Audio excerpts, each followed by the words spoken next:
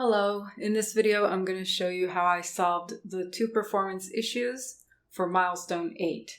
So the first performance issue was if you go to custom mode and you create a board that is 100 by 100 and you click apply, this takes about 1.3 seconds in development mode, which is a long time. So let me show you how the code looked or how the styling looked before the fix, right? This is before the fix, and this is this button here, right? This is inspecting this button here. So the way the button was implemented, or each button in the board was implemented, is it was a button, and inside of it there was an image, and the image was, depending on what the cell looks like. So UN is unexposed, and if it had a 1 in it, it would be o1.svg, etc. So button with an image inside of it. Now, if we look at Minesweeper Online, which do not have these performance issues, we will see that each of their cells is just a div with a class like HD closed, and that class gives it a background image. So instead of using an image tag, they used the background image property for the div. So I tried that out and that fixed the problem. So let me show you the code before the fix, right? We had a button, and within it we had an image, which depended on the game cell, right? It was the SVG that was relevant to that cell. So let me show you how the code looks after the fix. I'll just switch to Milestone 8. And what you can see is that we now have a button, and it also has a particular class. And the class depends on the game cell. So it'll be like cell UN, cell 01, So I had to do some changes to the CSS or some additions. So I defined this mixin called cell BG image, which adds these three properties. A background image with this type, so it could be UN or 01 or FL, whatever. And then a height and width that is the cell size, because when you just have a background image on a button or a div, it can be just like 0 height, 0 width, right? So you have to define the height and width. And then I also defined some helpers.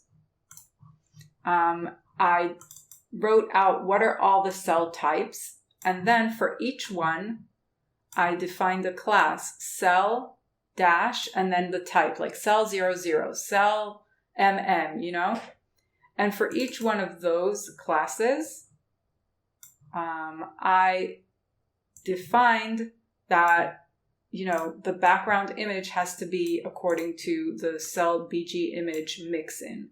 So that is how I fixed the first performance issue. Now let me show you how I fixed the second performance issue. It's a lot more straightforward. Like I said, the problem was that the expose cell function was recursive and needed to be changed to be not recursive, but rather using a queue. So the way it works is as follows. I push a cell into the queue, right? Because we want to expose the cell that received the mouse up. So we have the row and the column of that mouse up.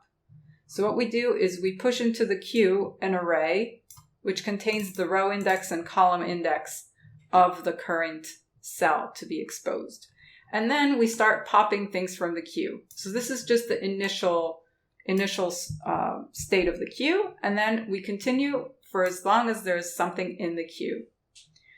So what we do is we need this in order to be able to check if something is already in the queue, because we don't want to push anything into the queue when it's already in it.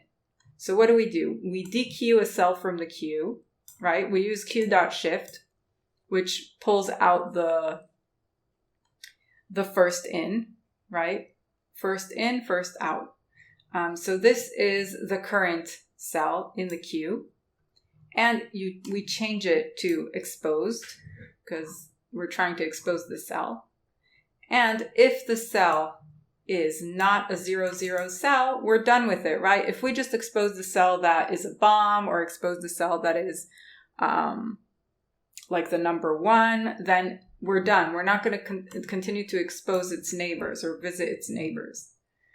And otherwise, we need to visit the cell's neighbors. So we iterate around the neighbors, right? We get the row index and column index of the neighbor. We check, is it a valid neighbor, right? We check whether, we're not outside the board or something. And then what we also check is that it's unexposed and it is not already in the queue. If it's already in the queue, we don't want to keep adding and adding stuff to the queue. And then what we do is push it into the queue, right? And then in the next iteration, we have some more stuff in the queue and we keep going. We keep doing the same thing. And at some point, the queue is going to become empty. Why? Because we won't be pushing things, because, we haven't reached any cells that need to be pushed into the queue. And the queue will empty itself naturally and exposed cell will be over, and it's no longer a recursive function. It no longer calls itself, but rather it uses a queue for its implementation. So this was a lot of fun to implement. I had a bit of, some difficulties. I had to debug and make sure that I was implementing it correctly. So if you're having problems with this kind of implementation, just, do a little side project, a side code, not inside this big Minesweeper clone project, and just try it out. Use some debug prints and try and, finish your algorithm before you put it into this big project. I will say one side note is that I decided to do a refactor here. So remember, app had all that state stuff and the context and everything. I decided to clean up the app and have it only have only game as a child component of the app. And then game basically had the states, and it also supplied the context for all of its children. It supplied the game settings as well as the game itself with these values as a context. I just think it's better this way. I don't know why I didn't do it before. And then I deleted the app header component. So that was just a refactor that I felt needed to be done, regardless of the performance issue fixes. So I am very interested to hear about your experiences with trying to solve these performance issues. And I'd love to hear your feedback about how I solved the performance issues. And I'll see you in the next video where we talk about Milestone 9.